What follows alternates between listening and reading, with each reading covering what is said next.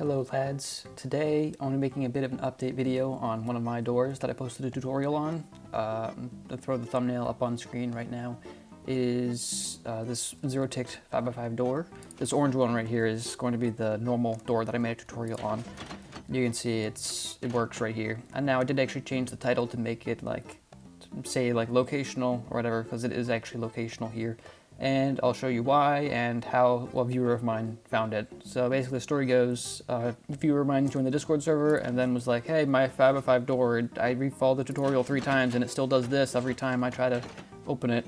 So I looked into it. It was actually much sillier than I thought it was, which kind of explains why I didn't actually catch it in the first place. I'll explain why that is and how I fixed it. So this yellow one is the fixed one.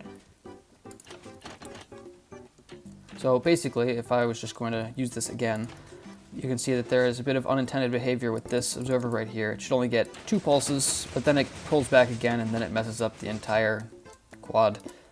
And that stems from this block right here.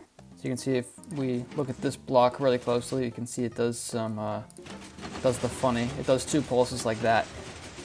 And that's not really a problem, because, you know, it just has this piston right here, and all it does is it's connected to, I'm trying to remove that, it's connected to this target, and all it does is it gets like 1 long pulse at the beginning of every quad. So it just gives 2 pulses, the first one doesn't get cut and the second one does get cut, and then this one just does like an extra little thing there because of this combining with that.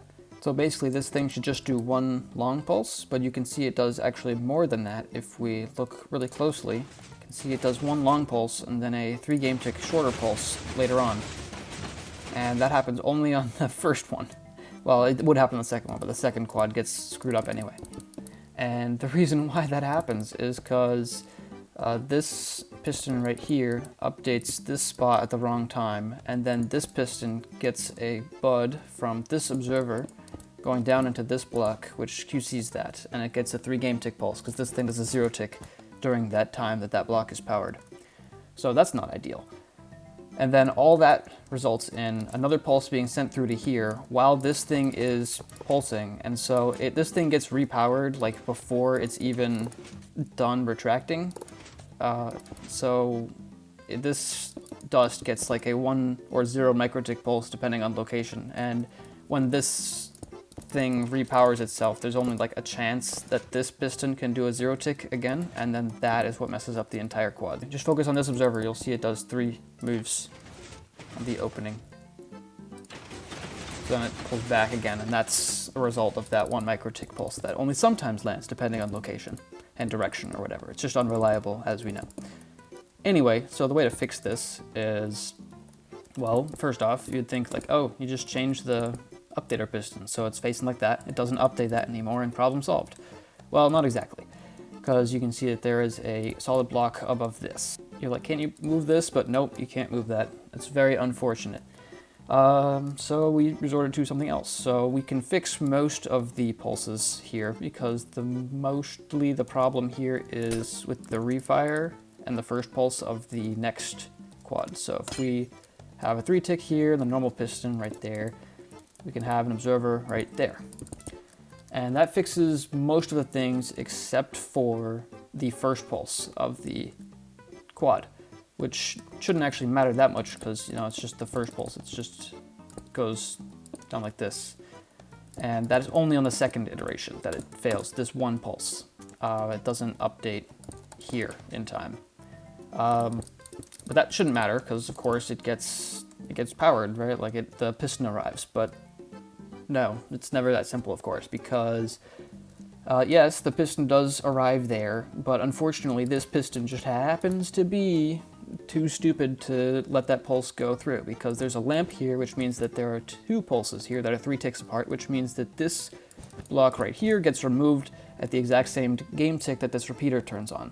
And that means that this will place and it won't actually get updated here because this block is still waiting to get removed. So that's great. So now what we have to do is make it so this double pulse is faster, which is not ideal, but, you know, whatever. So then we can make this dropper face the other way if you want to silence it. Well, I guess you don't have to. You can just keep it like that. Ooh, brightness. Then you can place, I don't know, like a hopper here, and then 2 observers like so.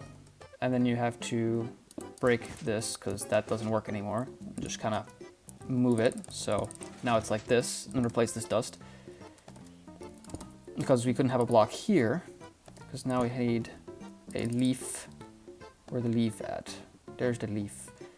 Leaf there, and then we need a normal piston right here to get the double pulse instead of the lamp, and then just grab a activator rail. And now the double pulse is fast enough so this block gets removed before this 4-tick repeater powers, so then when these get placed here at that level, they will power. So now your door should be functional, and it should look the exact same, and now it works, so yay. That was quite a dubious locational issue. It was kind of annoying to fix, but you know, it is what it is. Now I'm just gonna make everything into TNT.